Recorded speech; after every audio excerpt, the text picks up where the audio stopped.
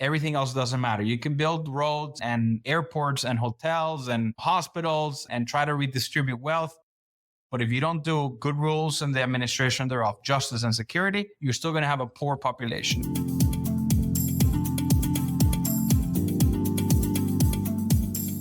Are you interested in the 3 tasks government should do? What do you think about service-based governments? How can we create good governance and governments? Stay tuned for answers from Erick Brimen. What is the future for cities? Do you want to learn more about them? Do you want to know how others think about them? Do you want to be part of the conversation? Then this is the right place. Welcome to What is the Future for Cities podcast. Today I will interview Erick Brimen, CEO of Honduras Próspera and NeWay Capital. We will talk about his vision for the future of cities, choices and options, the role of government, political capital, and many more. So let's start with a proper introduction. Erick Brimen is the CEO of NeWay Capital LLC and Honduras Próspera Inc., dedicated to fostering human flourishing through strategic investments. As a seasoned finance expert and entrepreneur, Erick has raised nearly $110 million for Honduras Próspera Inc., driving the development of the Próspera ZEDE free zone in Honduras. His goal is to tackle poverty by delivering free market governance as a service. Beginning his career in private and investment banking, Erick has advised on over $1.2 billion in transactions at Brown Brothers Harriman Co. and AG Edwards & Sons. He later joined Ernst Young in London, consulting on acquisitions for private equity clients before becoming CFO of Latin American operations for Borealis Group. Erick then founded comparamejor.com, Colombia's leading online insurance brokerage, and established NeWay Capital, which partners with countries globally to create free zones. Originally from Venezuela, Erick now resides in the US with his wife and 3 children. And with that, Erick, welcome to the podcast. Thank you so much for your time. I highly appreciate your opinions on the podcast. This is the first time I'm talking with someone who is establishing a new city. So I'm very curious about this conversation. What does the future of cities mean to you? Great question. I think the future of cities must include a very significant and proactive consideration for what I call more the software of cities. And that to me means more the governance layer. Most people, when they think of cities, they think of the physical infrastructure and the skyline and the roads and whether they're smart or not by having sensors. And all that is fine. But the most important layer actually is the invisible one. It's the underlying governance system that sets the rules of the game, which is obviously upstream from everything else. From not just how you build the hardware, but the type of economic activity you can carry out, the services that are provided for you as a resident or a tenant. So the future of cities to me is heavily focused on innovating in governance and on nation states transferring as much autonomy as possible to the city level governance entity. So just to clarify, when we talk about cities, what do you mean by the city? Because you mentioned the hardware and the software. How those are connected and what does the city mean to you? There's at least 2 dimensions of what I think of as a city, but they're complemented by 2 additional things. 2 dimensions is an agglomeration of physical infrastructure that allows for a high density of human beings living and working there, and a layer of governance that distinguishes that physical presence somewhat from its surroundings based on specific rules and standards that apply to that city versus not. It's the city limit that when you're inside of it, you're in the city from a governance perspective, even though the road you drove into is continuous from outside versus inside of the city. And then in addition to hardware and software, the other 2 active components is the human population, whether they are residents only or resident and workers. And obviously very relatedly is the level of economic activity. So the character of a city is heavily determined by those 4 things: the physical space, the governance layer, the people that are there, and the predominant activities that they're carrying out. And just to add to it for a second, people always ask me at what point is it too small to be a city and it's instead a town or a village. Honestly, I don't think that there is an answer, like a strict answer, but from history and from my sense of it, it's a gradient. At some point, the difference between a city and, let's say, a town is that you have enough diversity of people and economic activities so that you can be considered a diversified economy, as opposed to something that's very narrowly focused on one industry, or it's just a very niche group of people that they'll look the same, feel the same. You got to have some of that metropolitan feeling, thus the metropolis word. And in terms of numbers, it's probably very hard to do it at less than 10,000 people. It's probably closer to 100,000 people where you could start to call it a city. And obviously the upper range is not unlimited. You got Tokyo with millions and millions of people, 18 million people. So there's a big range. I think the sweet spot is somewhere between 100,000 and 1 million. And that anything beyond that, especially nowadays with so many communication technologies, you're not going to get significantly more diversity or comparative advantages between 1 million and 10 million. You could just as well have 1 million population cities, and you probably don't lose any of the economies of scale that cities provide its population. There's probably not that much more you're going to get out of going beyond 1 million.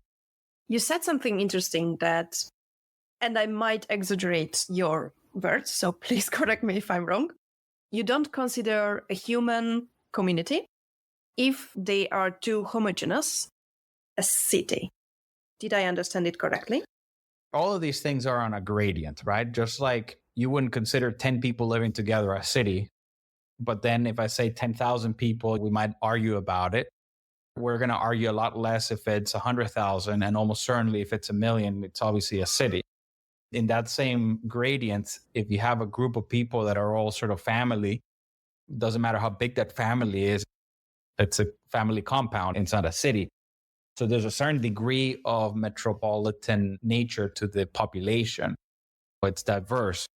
You should be able to randomly go and meet your potential wife without worrying if they're in your bloodline, and without having to settle because you couldn't find the person you really wanted. This is the person you're left with. Maybe on your personal life, that's a way to distinguish it.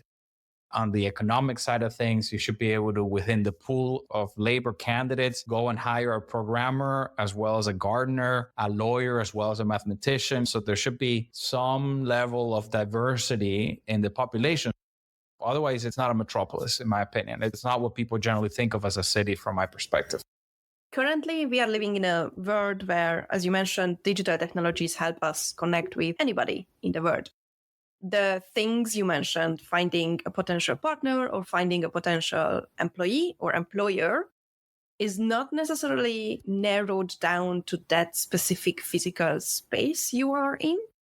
I'm curious whether that somehow influences your understanding of cities. No, not really, because precisely because of what you described, even if you started as a very homogeneous population, the moment you let the organism be free, you're going to hire people that you need but weren't there before. You're going to date people that weren't there, but now they are. So ultimately, precisely because of these forces, I think you're going to have more diversity earlier and at a smaller scale than you would have historically had. Since in the past, people didn't move as much. You didn't have a way to hire from outside the city or even know that they existed, much less date and marry. So I think in the past, it would have been easier to keep larger populations more homogeneous. But now smaller populations can be a lot more diverse precisely because of how better connected we are to the rest of the world.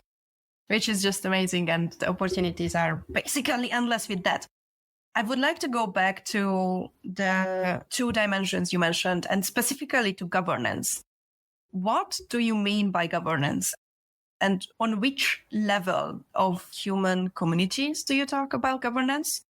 So is it just the government, the official government we engage with basically through voting? Or is it a governance structure where you also mentioned rules and regulations coming to our life? Is it something which individuals can engage with? Or is it something which is divorced from the individual side? Where is this governance located in your understanding of humans and the human communities? Embedded in your question, there is the need for a critical distinction to be made between governments and governance. Okay. Governments are institutions that are stood up. Most of us inherited them, but they're stood up in order to provide the service of governance, of territorial governance, and in the most essentialized fashion. The basics of governance necessary for a community, a society to live and prosper is generally given to this institution called governments. What constitutes the layers of governance provided by a government varies substantially across the world.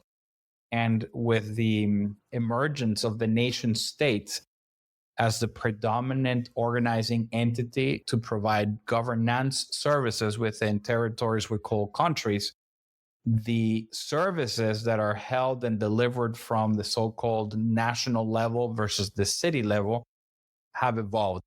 But before, in the Renaissance and what have you, you had city states, right? And so you didn't have this meta structure called a nation state.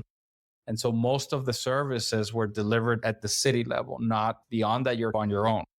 Be it as it may, there's a clear distinction between the institutions, the organizations, and then the basket of services. So making that distinction, let's first address what I mean by governance. And that is based on empirical evidence of what is essentially necessary to be done by a governance service provider versus by the free private market. In any and all civilizations in modern era where governments deliver these three layers of governance, there's prosperity.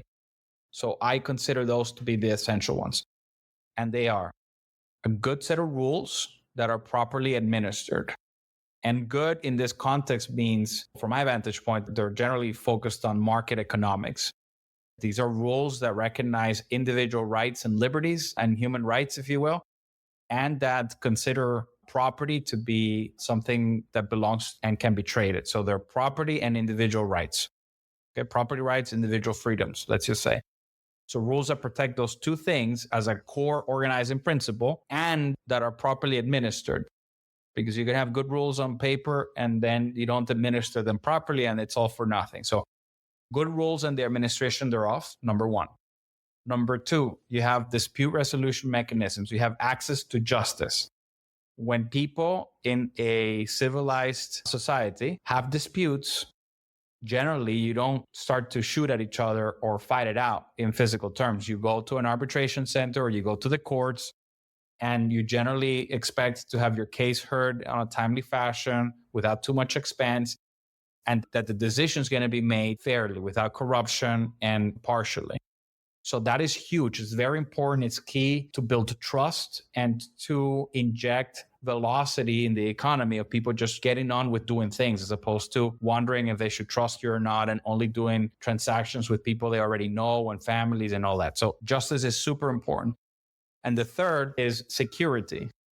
And security, as understood at a level of the city, generally means the police. But if there were city states, or if you think of a country, security also includes the military. And what you're actually trying to do is enable your population to not have to worry about as much coercive actors, gangs and criminals, people who would by force take property or coerce you into taking certain actions or prevent you from taking certain actions. Or that on the second dimension, when there's some sort of court ruling or legitimate dispute resolution, that they're just going to ignore it, right? Like they're just going to go their merry way and not pay their dues or whatever. So that third layer is super important, is the kind of thing that enables everything else to work, including each individual being able to focus on their comparative advantage as opposed to have a mini castle to protect your family and your wife and your property. This is a very inefficient use of resources. So those are the three essential layers of what throughout history, modern civilizations have required in order for humans to reach maximum prosperity. Beyond those things, there are governments that do all sorts of things. They provide education, they provide healthcare, they build infrastructure, they do redistribution and safety nets and all sorts of things. There's no evidence that shows that those things are the key to success, because you have cities and countries that offer all those other things at various levels, a lot of it or none of it, and you still have prosperous populations. It is only the three things I mentioned that unless an institution, let's call it government, provides well, everything else doesn't matter. You can build roads and airports and hotels and hospitals and try to redistribute wealth. But if you don't do good rules and the administration thereof, justice and security, you're still going to have a poor population. And this is a lot of what happens in Latin America, in the Middle East, in Africa. Governments try to do a bunch of stuff, but they don't do the basics right. So those are the governance services that are essential. Now let's talk about government as the entity that delivers those services. The nature and the structure of governments in modern era are generally understood as having to be democratic institutions led by politicians who are there supposedly to serve the people who elected them, and that if they don't do a good job, they get voted out of office. The institution has emerged to have that set of dynamics. And generally, democratic governments are divided in three branches of government, but generally speaking, they all have some sort of checks and balances. So the organizing principle is you elect people to work for the betterment of others. And in order to keep them aligned with that mandate, you have checks and balances. And ultimately, you can vote them out of office every 4 years, 2 years, 6 years, it varies. The nature of that structure is fundamentally flawed. It's not working. Or at least we can do a lot better. And it's not nearly as effective at delivering value as other institutional frameworks that are active and thriving and have evolved positively over the last few hundred years. In about the same amount of time that the nation state and democracies became the biggest thing. And those types of organizations are companies, are enterprises that have a for-profit motive, not a non-profit motive. So governments are nonprofit for-politics institutions with feedback mechanisms by the intended customer base, the population, of every 4 years. Companies are for-profit institutions that have feedback mechanisms that deliver information every day, multiple times a day. Because every day, multiple times a day, the customer base you're there to serve is either choosing to buy your product and service or not. And then your providers of capital, your shareholders, are deciding to trade you up or down. So a company, especially a publicly traded company, has to deliver value. And if they don't have to wait 4 years, like immediately, they're going to get some feedback. What I'm talking about when it comes to governance is primarily the three layers that I mentioned as services, but it is detached as if it were the only way to deliver governance from the traditional forms of governments. Those governments can and do evolve, but also they can delegate to other entities to actually do the hard work, right? There's nothing set in stone that says, let's say the federal government of the US, as an example, not only has to come up with public policy, but also has to do all the administrative work and come up with the day-to-day routines. Like nowhere is that written in stone, and it actually doesn't make sense. It's actually quite dumb to do it that way, because whereas operating entities that are for profit have a bottom line and try to be efficient and have good feedback mechanisms, bureaucracies that are there to say run an agency or a school, if they're not for profit and they don't get any feedback mechanisms except for once every 4 years, and then on top of that, they're rewarded not really for the actual results, but for how popular they are. And that is really more about what they say and how good they can communicate versus the underlying results. Then obviously you're going to have institutions that operate in a manner that are not efficient. That's very obvious. A city, when I say the future of cities is governance, is that we have an opportunity in the next 50 to 100 years to transform the way in which the most essential layer of cities is delivered, which is the governance layer. And I think the way that evolves is by having nation states and governments create political subdivisions that empower city governments to be way more autonomous. And in fact, that they can be run by for-profit corporations that are doing it with 100% voluntary services that are paid for, just like you would pay for any other services. but that as a governance service provider is a distinct type of entity than, let's say, the telecommunications company or any other type of company that is transactionally focused. And the key differentiation between the model, the business model that we have invented, as far as I can tell, in modern era, is one that the economics of this type of entity, the governance service provider, does not come transactionally all the time from I sell you a particular widget or a particular service. It comes from whether or not a territory as a whole and its people are overall better off over time. So imagine that the business model is that of a SaaS platform. You charge a small percentage of all of the transactions happening on your platform without you necessarily needing to be the buyer or the seller. You're just setting up a marketplace of sorts. And as long as more buyers and more sellers are coming, you're taking a small percentage of the whole thing. So you're not optimizing for any particular transaction or any particular buyer or any particular seller. You're optimizing for the generalized conditions so that things work. That same model, but applied to a city, the governance service provider is there to ensure that you have generally the right conditions. And instead of siding with one particular buyer or one particular seller, et cetera, you're just there to create those three things: good rules and administration thereof, justice and security. And if you do those three things, then your city over time will be more populated and those people will be more productive. And so in aggregate, the aggregate GDP within the city is bigger. And if you're charging a percentage of GDP through taxes or fees, then you're making more money. So that's what we do as Próspera. And that's obviously why I'm biased. But I think that the future of cities is one that goes beyond hardware, transcends into the software layer of governance. And through that, we unlock previously unimaginable levels of human prosperity at the city level. I love your approach because I believe that we could do so much more in cities if, one, people would choose consciously where they live. And second, that cities and potentially governments would transform into service providers instead of we are here, so you need to deal with us. A few questions emerged from your answer.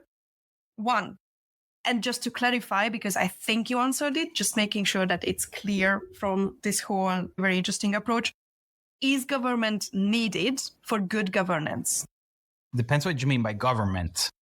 The traditional structure of government and how I'm going to answer. Okay, let's say a democratically elected group of people that through some institutional framework make decisions that are there to maximize the collective well-being. Let's call that a government. At that level, I do think it's necessary, but it is a very thin level. It's like you elect people to be custodians, but in an ideal version of the world, they are coming up with the highest level of principles of what is right versus wrong, like human rights versus not. They do not at all meddle with day-to-day operations, with coming in with specific regulations, or even particular laws, to be honest, other than just like the Bill of Rights. Like the ideal government does the Constitution, the Bill of Rights, and that's that. And then everything else can be done by other forms of organizations. The one we have created is a socioeconomic development enterprise. That's how we call it. It's a governance service provider. And just like any other company, this company is there to generate a profit. But unlike every other type of company, this service is very specific to being a governance service provider. And as a result, it is circumscribed within some parameters, let's say a charter that is established by the government. And so that charter establishes very high level rules and principles that need to be followed, but it provides maximum level of freedom as to how exactly to realize the intended outcome. In some ways, yes, I think it's necessary, but it looks very different than the molasses of multiple layers of government that we have today with a lot of bureaucracy and them trying to decide about everything, including regulating the economy and who picking winners or losers.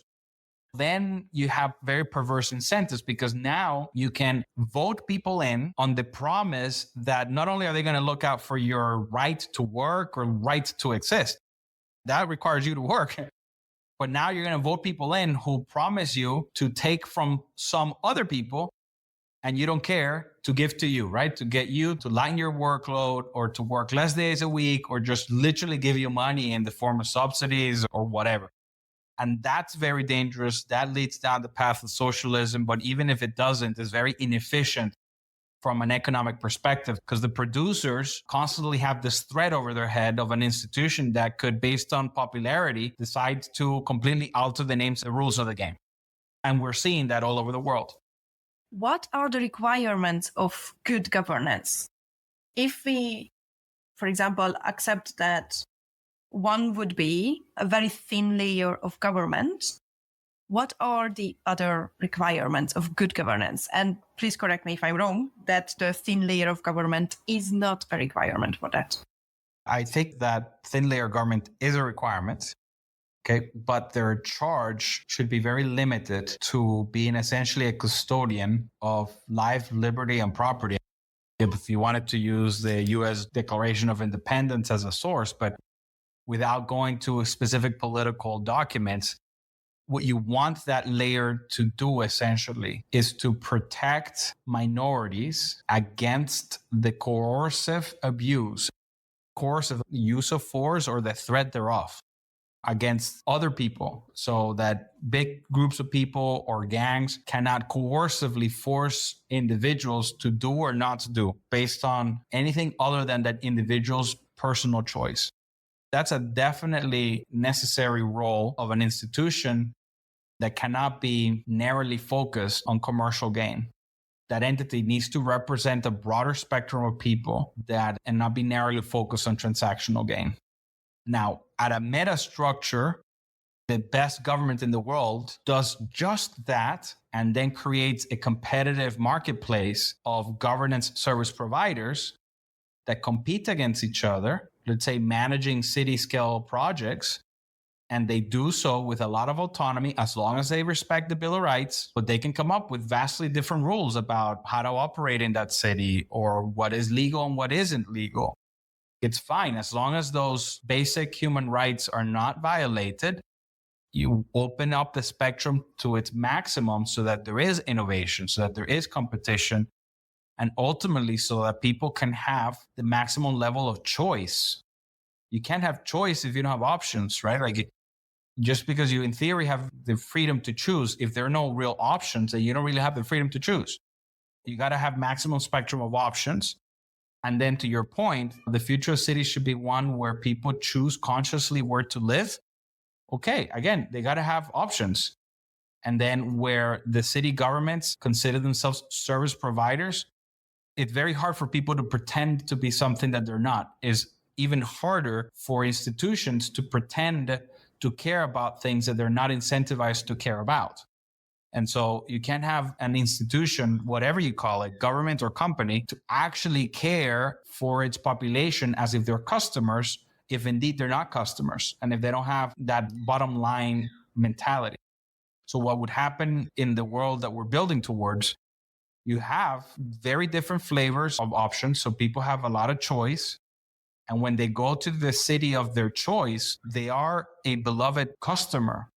And the city manager and the city governance service provider might have actually paid them to move initially.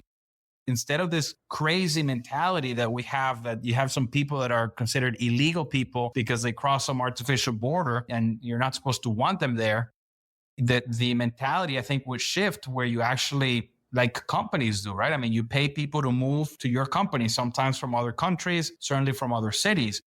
Why wouldn't cities do that if they could? If you imagine you get to run the city and you are making money as a percentage of how productive the city is, wouldn't you want to import the most talented people from around the world? Of course. But you wouldn't limit it to just the high-paying doctors, because guess what? You also need people that are willing to take a lesser amount of money while they have not yet developed doctor-level services or skills, waiters and gardeners. Like, you have an incentive to have a diversified population of people that are optimized for cohesion, working hard, and all of that means we're all better off. We're more productive, we're more prosperous. And so you create a culture on top of it that incentivizes the world that I want to live in. I want my kids to live in and my grandkids to live in, a world where everybody's free, but we're all productive, not just sitting back and waiting for somebody else to pay my meal because I voted them in. That sounds a very good future. Why haven't we created such governance? But we have. Yes, you have. Then what are the biggest challenges creating such governance? It's a different paradigm, and people are generally afraid of change. And on top of it, you have current institutions, governments, that are not properly incentivized to allow for disruption or competition in the market that they monopolize. So you have two challenges: institutions that have monopolistic power over territories and they don't like competition, and they're incentivized to keep it that way. And human nature of being afraid of change, having a hard time imagining a future that's drastically different, and being comfortable with the way things are. Those are the main two challenges. How are you guys trying to get over these challenges? Great question. In the world of politics, you make change happen by investing so-called political capital. The amount of political capital required to effectuate change is directly proportionate to the number of people that will be affected by said change. The more people that are potentially affected by any political change, the more resistance you're going to face, and therefore the more political capital you have to spend in order to actually make that change happen. Does that make sense? It does. I am just questioning whether the amount of people infected or influenced by that change would necessarily influence the decision or the political capital, because I come from a country where, in my opinion, that is not the case. Coming from Hungary, it's not necessarily an interesting question for the politicians that how many people are affected by their decisions. Fair enough. People might be a proxy for how many interests are being affected, okay? But you might have a small number of businesses that are very powerful in a society. But the point is that the more businesses that you try to influence, the bigger it is to cause change. So the more people, the more businesses that are affected, the harder it is to effectuate change. Even if the sample is fairly small, and even if it's a subset of the overall population, the more of them you're trying to affect, the harder it is. So in politics, whatever changes you want to make, the more people, the more institutions, the more companies, whatever you seek to affect, the harder it is because you're going to have more resistance. In a nation state, you have not just the number of individuals and companies, entities that are going to be affected. You also have the territory. You have the overall nation. In the US, you have, say, 50 states, but you can have departments, you can have whatever, cantons. There are subdivisions. Obviously, if you imagine that graph, if you go for the entire country territorially, you're essentially affecting everybody, whether they have a strong voice or not. One of the ways to create a space for change that has the least amount of resistance is by going inwards and saying, let's affect initially the least amount of people. And in order to do, obviously, we're not going to make the change happen on the entire country, but we're going to do it through subdivisions, so through below nation state size. And this is done all the time to some extent, and you can think of them as special economic zones. So the idea of creating legal jurisdictions with separate governance services that are below the nation state is being done, but it's being done in a very limited fashion. Generally, it's just for lower taxes and increasingly tweaking the legal system. But as a framework, the idea of having change that affects less people so you can do more, the principle holds. So to your question, how are we going about it? We're doing it in partnership with nation states that are willing to try something different and new. And we're not asking them to change the overall national framework, but rather to create an enhanced form of special economic zones, which have a political subdivision that enables governance services to be delegated maximally to that local jurisdiction. And within that area, which is ideally a greenfield site. It's got no population, no infrastructure, no companies. There's nobody there being affected directly. That is what gives us the maximum amount of potential evolution and transformation with whatever political capital is available. And then second to that, we're working really hard with whatever space we have gotten so far, and we operate in Honduras and are operating in other countries. But whatever physical and regulatory space we're given, our job is to prove that it works better, not a little better, a hell of a lot better. So the most effective way to change people's opinions is not rhetorically by saying, really believe me, and here's all the kind of analysis and this, that. It's to actually show them, like tangibly show them that here's a before and an after, here's an inside versus an outside. And then they start to believe. People believe what already does not require faith. It's very hard for people to believe on faith. There's a whole industry around this called religion, but it's really hard. And you got to promise in something really good. And whereas religion gets to promise forever life and everything you want because it's not material, it's a little harder to do it in the real world. That's what we're working on. Affect the least amount of people initially, have the best possible results in the shortest amount of time. And I am convinced, since the transformation that is possible is so significant, that it won't take but maybe a lifetime or a little more to completely transform the paradigm worldwide for how the service of governance should be delivered. And that's what we're working on as Próspera. Which has been the best project and the worst project? It's the same project. The best and the worst is currently the same project. So right now, our city project on the island of Roatan, which is part of Honduras, it's the worst project because we have made tremendous progress and worked really hard at setting something up that is amazing. And by any and all measures, it's up and to the right. The graphs are like great. KPI is doing well. People are happy. Like everything's been working fantastic. But in Honduras, they think that we're some sort of like libertarian crazies, capitalists, neo-capitalists or whatever. And that's not what we are, but that's how they think of us. To understand their situation, they've taken the reins of a country that has been all too affected by corruption and cronyism, which are basically the same thing. And as a result, remains very poor with small groups of people having a tremendous amount of wealth. And so the problem is that this particular administration, ideologically, I think they're wrong in their intended destination of, let's say, socialism. But as a tactic initially, they believe it's necessary to take a grip and control over the entire country, centralize power so that they can effectuate the change that they want to effectuate. And in a worldview where you want to have all the power centralized in the hands of the good guys so that you can withstand the force of, let's say, the elites, in that worldview, even if you didn't agree that eventually it's going to be a disaster, as it has been in every single instance in history that's been tried, but even if you think this time could be different, the idea of concentrating power is antithetical to our model, where you want to have autonomy at a very localized level, and you want to have, as in our case, cities that are not controlled entirely from some faraway capital with some politician in a high chair. You want to have as much of that control be as close to the people as possible. And in our case, involve for-profit service providers. And so that is like completely against what they're trying to do. So as a result of that conflict, they have been willing to violate agreements, are threatening to expropriate us and cancel the charter, even though we were guaranteed 50 years of stability.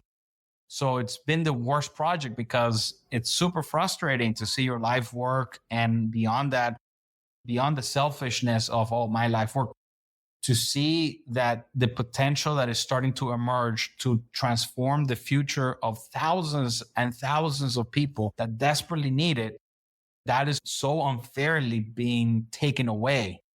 Like investors, they'll go where they're welcomed, but these people are stuck here to some extent. So it's been really frustrating, and I know this is going to be published sometime in the future, but as of right now, it's like the worst. But it's also been the best, and it remains so. And part of the reason is because it was our first project that we deployed in physical reality.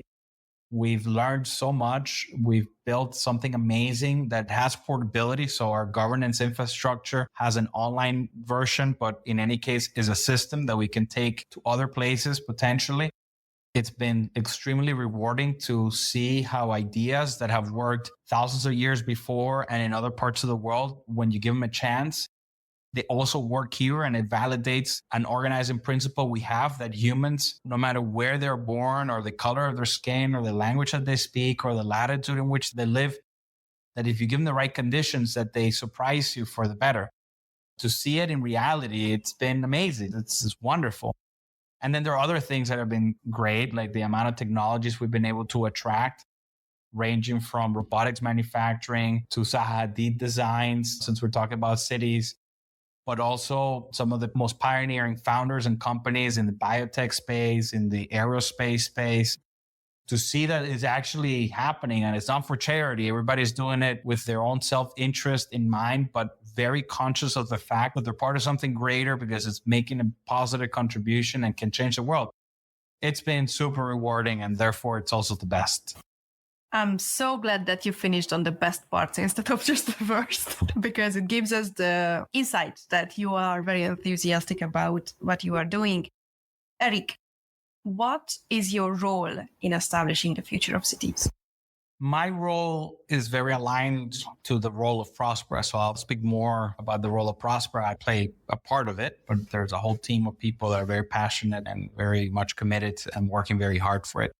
I think the role of Próspera is to create a new paradigm, an accepted, proven paradigm that governance as a service can and should be provided in partnership between a public government that represents at the highest level the needs and interests of a population, but at the Bill of Rights level, and for-profit companies of the type that we have created called socioeconomic development enterprises, that in that alliance with governments seek to develop cities, to catalyze cities, and that their role is in providing within those cities the optimal governance conditions for populations, for willing, voluntarily moving into the city populations to flourish.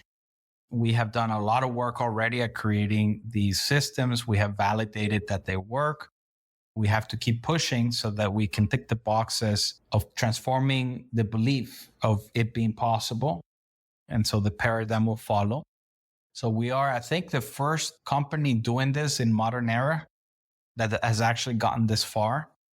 So we have a lot of responsibility to do it right and to keep working hard, to not give up, pivot as many times as necessary, keeping an eye on our North Star. And I say this with humility, but it's important to say it. We have been creating a new pathway, trailblazing to some extent, something that by every empirical evidence and experience in the last 2,000 plus years or more of modern civilization is destined to work. And I think it's destined to take place. The trends, the macro trends are absolutely clear. This is the way of the future, and we have to carve a path for it in a more pragmatic, maybe less grandiose way. And gee, I think that's going to sound so arrogant of me. We just got to make the first city of this nature work.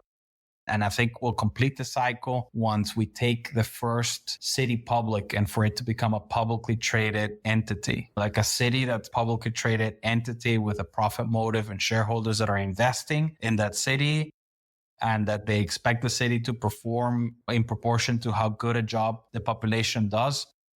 That will close the loop of really transforming the paradigm. And now the new industry of governance as a service becomes a widely investable asset class, because you can not just fund the startup stages of what it takes to plan a city and even catalyze a city, but without having to wait 30 years, you can eventually get to an IPO as an early stage angel investor and exit your investment, or at least monetize it in, say, 5 to 10 years. That's what we're working on, that we can create cities as startup efforts, and that within 5 to 10 years of startup can be publicly traded enterprises, designed in such a way that the profit motive and the market dynamics are optimizing for the best possible generalized conditions for a population of people in a given territory to be maximally productive and therefore prosperous. Erick, thank you so much for your time today. And please keep up the good work because this is freaking important and interesting. Do you have any closing comments or requests for the audience? I appreciate the time. Thank you very much. I haven't been as active historically on Twitter, now X, but I do have a handle at Erick Brimen, and I'll be increasingly active sharing about what we're doing. So if you want to follow me there, great. And then if you go to prospera.co, you can learn more about the project, and there will be ways for you to sign up and become involved if you want to. So I guess it matters. The more people that are involved, and especially those that are passionate and have something to contribute, that go beyond the theory and actually want to get hands-on, that become active, then the better. It is a movement when it's all said and done. And if it takes a village to build the village, imagine what it takes to build the city. It takes a lot of people, and we can't do it alone. So come on board and help build the future that we want to see today. And all the links will be in the show notes. Thank you so much, Erick. Welcome.